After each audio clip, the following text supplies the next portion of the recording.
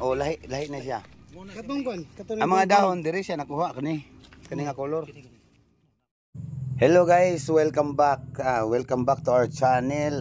Right guys, panibagong video.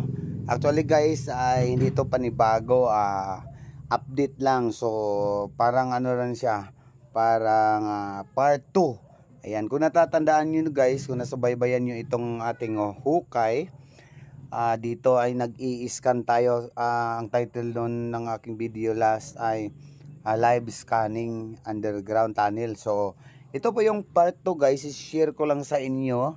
Bago ang lahat, shoutout muna tayo kay Rex Alipo and RX Crown. Tapos si Liam Uda, ayan, shoutout to you bro. And then kay Michael Sopilanas. Ayan guys, so start na tayo, mamaya pa yung iba na isa shoutout natin guys. Ayan. So dito mapapansin natin yung simento na nagmula dito sa ilalim guys. Ayan, simentado na po siya. So dati po dito tayo nag-i-scan sa may ayan, sa may tapat ng electric pan. Ngayon guys, na-spot ng aking 3D dati last 2 weeks ago na nagkaroon po siya ng 6 meters deep. May item po siya sa ilalim na meron po siyang red object according to our 3D. So sa pagpatuloy ng paghuhukay ng ating ka-TH, ayan po, so bumaba na sila guys. Dito, ayan, dito sa ibaba nakuha yung mga fossilized leaves. Ayan po guys, papakita ko sa screen.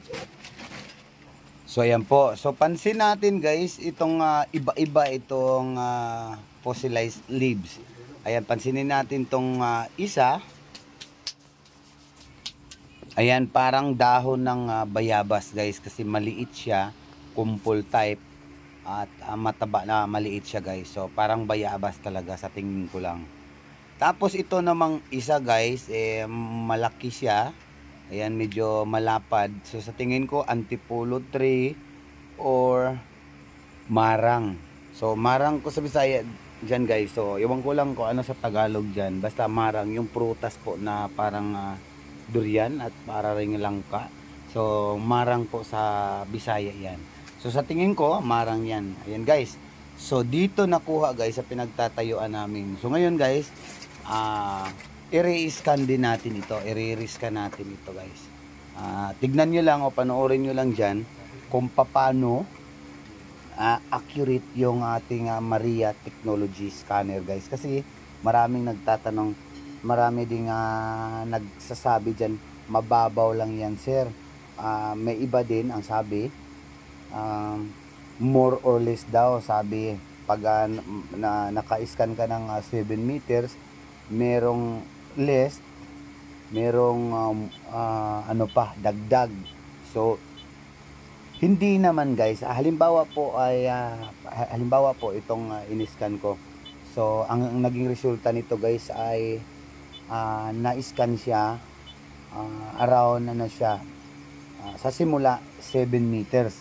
So ngayon guys, ni-reach nila yung 7 meters, wala po dito yung item. So ganito po ang explanation dyan. So sa frequency po ng baston o yung signal sa ating 3D visualizer, ganito po. So ito yung baston natin, yung ating 3D. Ito yung sensor niya. Tapos ito naman yung signal. Kada pindot po natin, yung mapapansin yung may tunog dyan, pag pindot lalabas po yung signal niya. So ito namang mga item na nasa ilalim guys, magre-response po sila ng signal. So ang ibig kong sabihin guys, yung signal na na-adapt niya mula rito sa taas, kung halimbawa po ay 7 meter, times to po ang tamang location ng items o yung metal object na kanyang madidetect. Dahil nga ano siya magkatagpo sila sa gitna, between galing doon sa baston yung signal niya at yung response signal ng item. So magkatagpo silang dalawa sa gitna. So yung reading naman ng 3D mula po sa kanyang sensor hanggang doon lang sa gitna.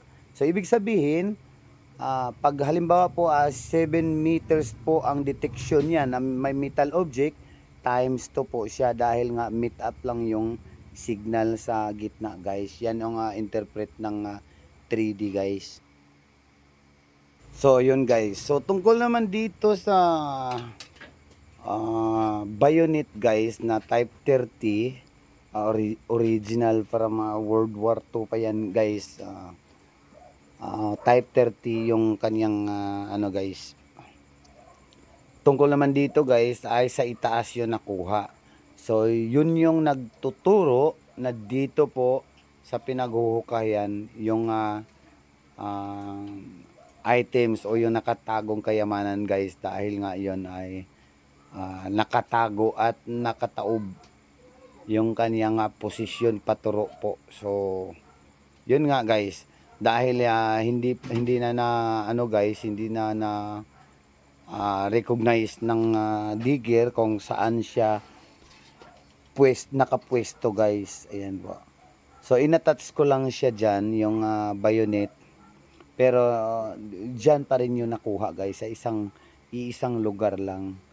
So hindi lang ito na kumpleto talaga ng ano kasi nga itong site ay nakadig up na nung bago ako nakarating dito guys, o bago ako naka-scan dito. So ako lang yung nagpapatuloy sa pag-monitor nito hanggang napailalim na nila.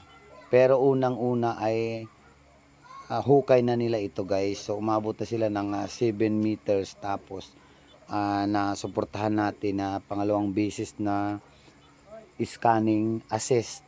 So ngayon guys, so last video nung past 2 weeks, ayun nga ay meron tayong na-spot dito pa ilalim na metal objects. So pina-continue ko sila. Nakita yung mga dahon guys. So ibig sabihin mas malapit na sila dito guys. So tignan nyo yung scan result dito guys, 'di ba? Lalabas diyan na talagang naka-box po siya, o box formation po ang signal na nakukuha niya diyan. So abang-abang lang po guys, dahil i-update ko rin kayo dahil nga ito ay ating vlog na bilang ano guys, nag-i-scan. So ayan, papatunayan ko sa inyo guys yung accuracy ng ating gadget guys na scanner. So ayan guys, so panoorin nyo na lang yung image results guys. Ayan, so pangalawang beses ko na tong in-scan.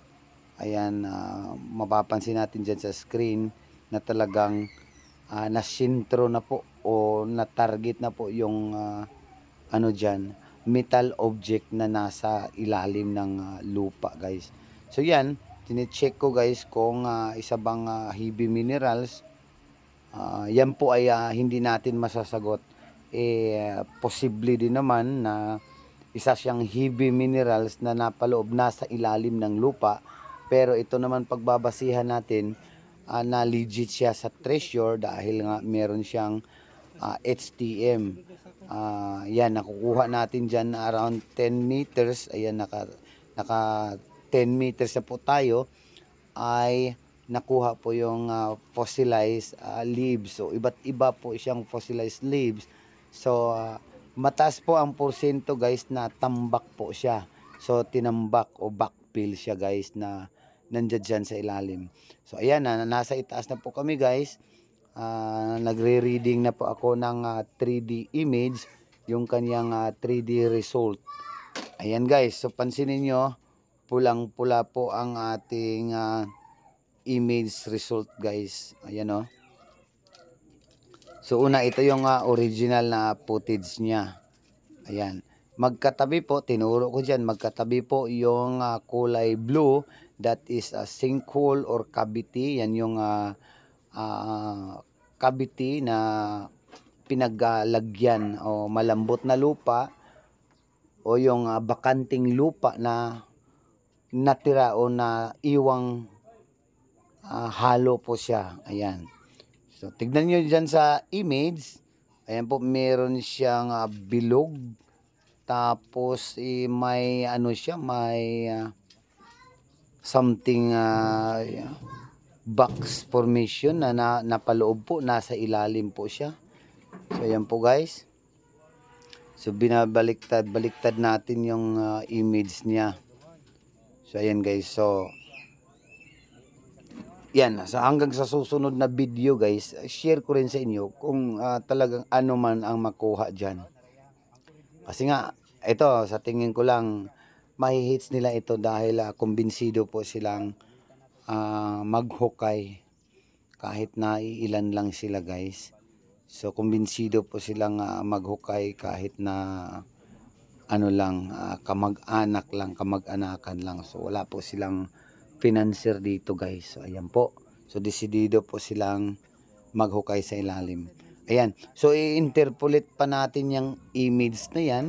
I-interpolate pa po natin kung mawawala siya. So, isa lang siyang mineral object. Pero, pag ini-interpolate natin yan ano guys, magiging mas titingkad pa yung kulay niya at yung box formation niya. Ayan po guys, tignan natin yung ano niya.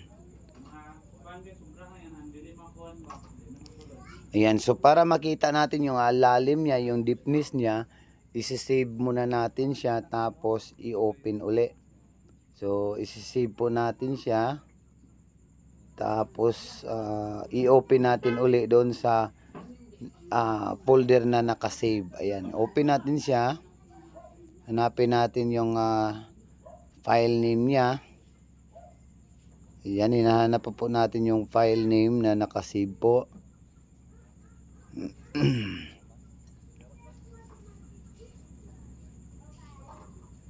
Ayan, medyo natagalan pa po siya maghanap. Ayan po, open file. Ayan po siya, yung original footage. Tingnan natin yung ano niya, ayan. So, mapapansin natin guys na talagang naka-square box type siya. Pero ayon sa sinasabi ko kanina na ang frequency signal ng baston na mula sa itaas ay magkatagpo po sila ng signal doon sa item. So, ang ibig kong sabihin guys, kung lalabas dito na 1 meter, lalabas dito sa ating imager, lalabas na 1 meter, so ibig sabihin 2 meters yan. Kasi nga times 2 itong signal ng item sa ibaba, magre-reply siya kasi magre-react siya pag na-signal yung baston natin, yung anong tawag nito, yung 3D natin na signal, yung baston guys, magsisignal siya,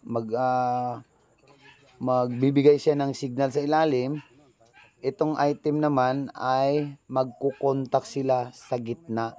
So yun ang ibig sabihin, for example 1 meter, ibig sabihin times 2 po. So ayan po yung panghuling nahukay o nakuha nila guys. Yan yung mga tambak na dahon.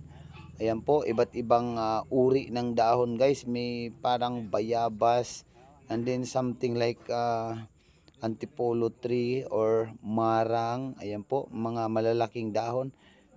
Basta iba't iba yan guys. Meron pang mga sanga-sanga o yung mga debris. Ayan guys, marami pang ano dyan. Merong mga sanga-sangang kahoy. Meron mga dahon na nagiging fossilized o namumulok.